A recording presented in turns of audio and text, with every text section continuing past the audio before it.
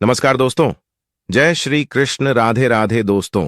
आज की जो हमारी प्रस्तुति है वो सबसे अलग, क्योंकि आज हम बात करेंगे गरुड़ पुराण के उन रहस्यों के बारे में जिसे हर एक व्यक्ति को जानना जरूरी है, क्योंकि मृत्यु ही एक ऐसी चीज है जो सबको किसी ना किसी दिन आनी ही है।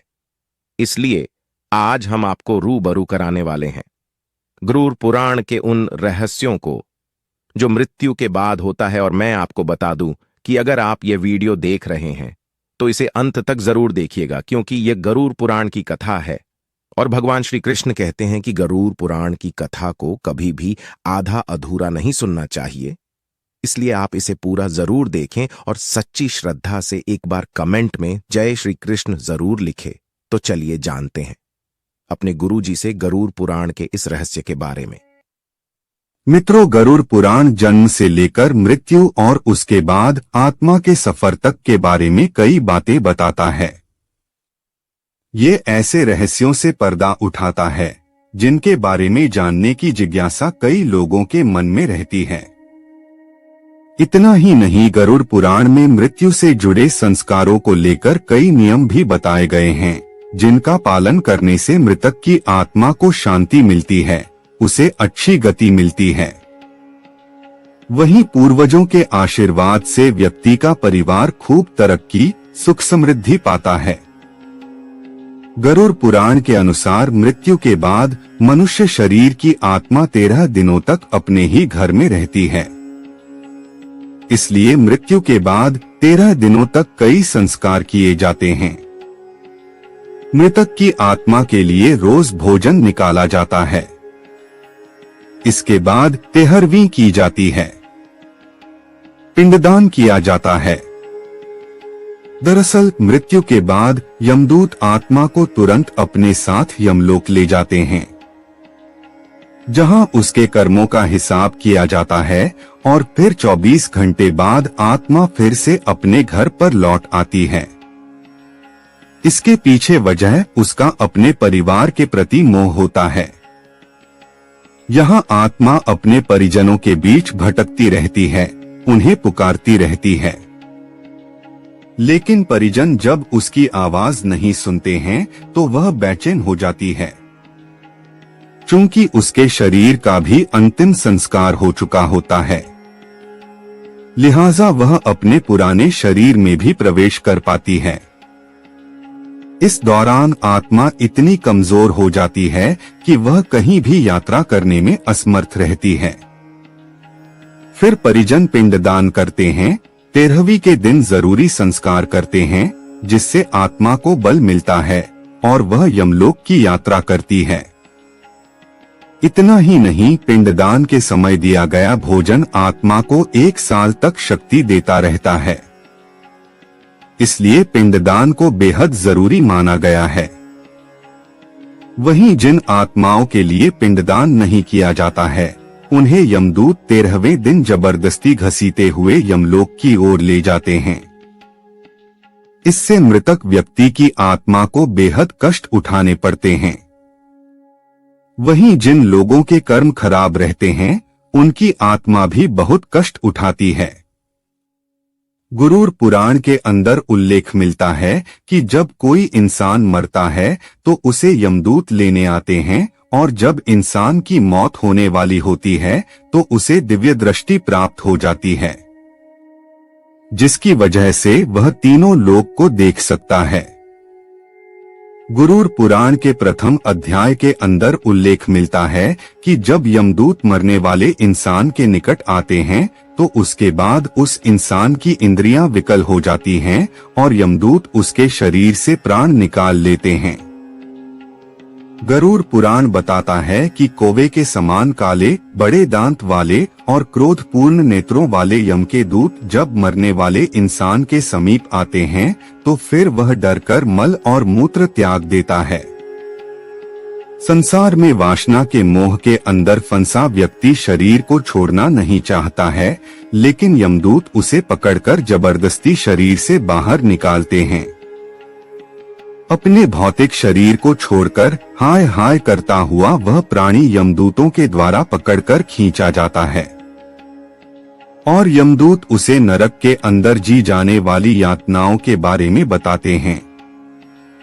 दोस्तों, गरुड़ पुराण कहता है कि जब इंसान खत्म होता है तो उसके शरीर से आत्मा निकल जाती है और उसके बाद वह अपने शरीर को नीचे पड़े हुए देख सकती है।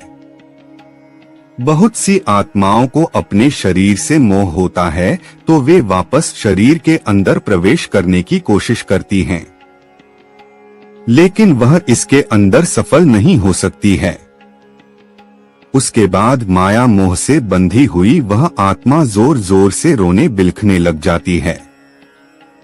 गरुड़ पुराण यह कहता है कि कर्मफल का नाश सैकड़ों वर्ष बीत जाने के बाद भी नहीं होता है।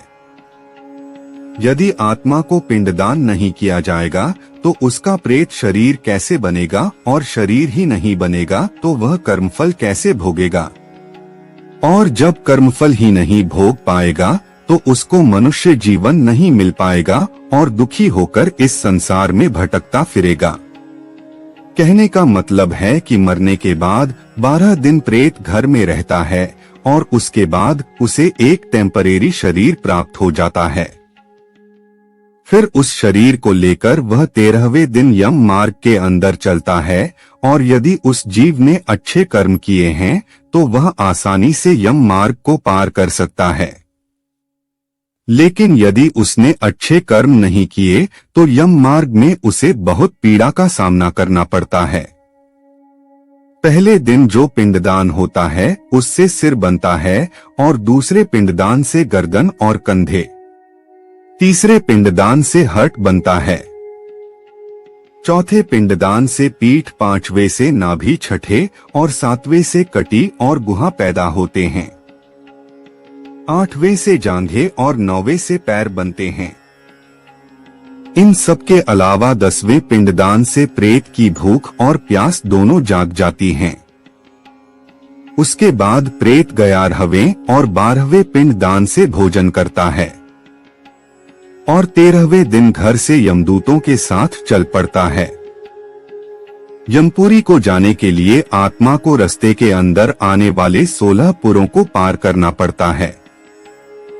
इस दौरान यदि वह जीव पापी है तो उसे बहुत अधिक यातनाओं का सामना करना पड़ता है, लेकिन यदि वह जीव पापी नहीं है तो उसे यातनाओं का सामना नहीं करना पड़ता है। यम इन सब के अलावा जब आत्मा यमलोक में पहुंच जाती है तो उसके बाद उसे यह टेम्परेरी शरीर को छोड़ देना होता है। ऐसा गरुड़ पुराण के अंदर उल्लेख मिलता है। दोस्तों, जो लोग अचानक से किसी एक्सीडेंट या किसी और वजह से मरते हैं उनको यह एहसास नहीं होता है कि वे मर चुके हैं। जब इंसान इस तरह से मर जाता है तो अचानक से आत्मा उसके शरीर से अलग हो जाती है और वे खुद को बहुत हल्का महसूस करते हैं। ऐसी स्थिति के अंदर जब आत्मा अपने शरीर को सामने पड़ा हुआ देखती है तो उसके बाद उनको यह एहसास हो जाता है कि वे मर चुके हैं। इन सब के अलावा मरे हुए इंसान को बहुत अलग ही फील होता है, जैसे कि उसके सारे रोग ही कट गए हैं और वह खुद को अजीब सा महसूस करता है। दोस्तों, यह तो आप जान ही चुके हैं कि मरने के बाद आत्मा 12 दिन तक घर में रहती है। लेकिन क्या आपको पता है कि कुछ पापी आत्माएं इन 12 दिन के अंदर ही अपने घर वालों को परेशान करने लग जाती हैं। हमारी नानी बताती है कि उनके यहाँ पर एक व्यक्ति की मौत हुई थी। मौत के 3 दिन बाद ही वह इंसान प्रेत बन गया और घर के लोगों को परेशान करने लगा। दोस्तों, उसके बाद घर वालों ने जैसे तैसे 12 दिन बिताए और फिर उस आत्मा को किसी तांत्रिक को बुलाकर जब्त करवाया।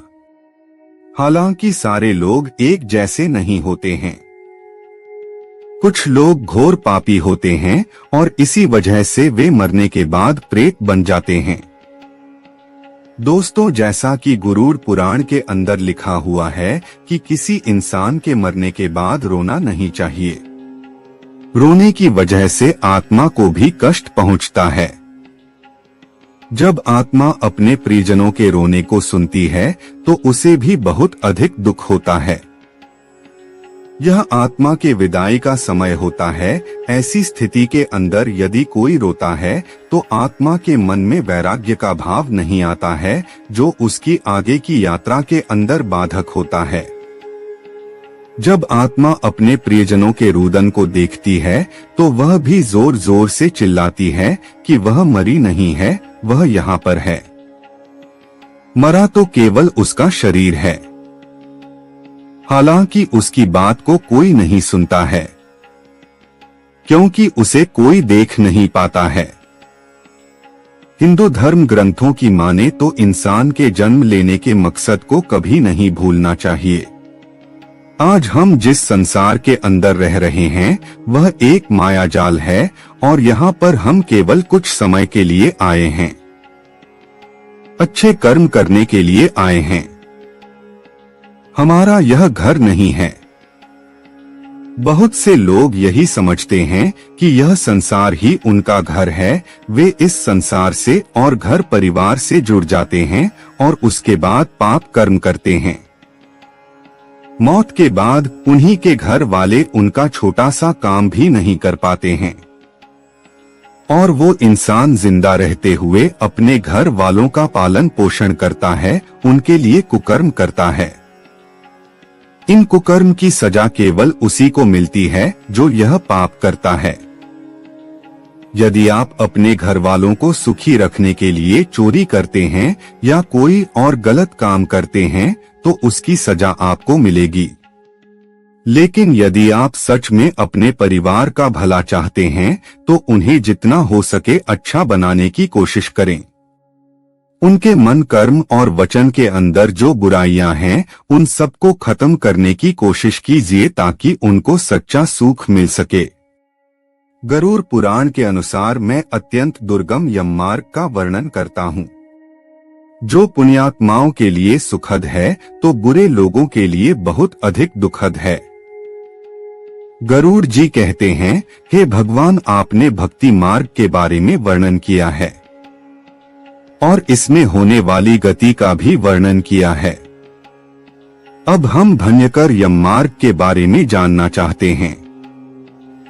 हमने सुना है कि जो इंसान भगवान की भक्ति से विमुख हो जाते हैं उनकी दुर्गति होती है, और जो लोग भगवान का नाम नहीं लेते हैं उनकी मरने के बाद गति नहीं होती है, और ऐसे पापी लोग बार बार जन्म लेते हैं और बार बार मरते हैं।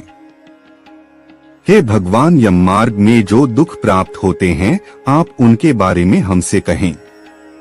उसके बाद भगवान कहते हैं कि हे मुनिवर सुनो, मैं अब यम मार्ग के बारे में वर्णन करता हूँ जिसमें पापी लोग अथाह पीड़ा भोगते हैं, और यह सुनना भी बहुत भयावह है।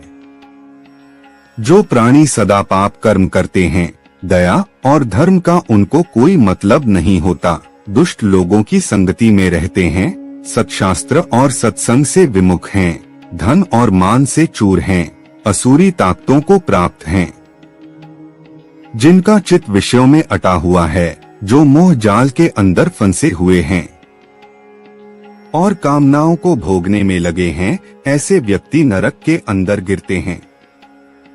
पापियों को नरक में यातनाएं दी जाती हैं और जो लोग अच्छे होते हैं उनको अच्छी गति मिलती है। पुण्य और पापों के फलों को पूर्व में भोगकर कर्म संबंध से उसे कोई शारीरिक या मानसिक रोग हो जाता है।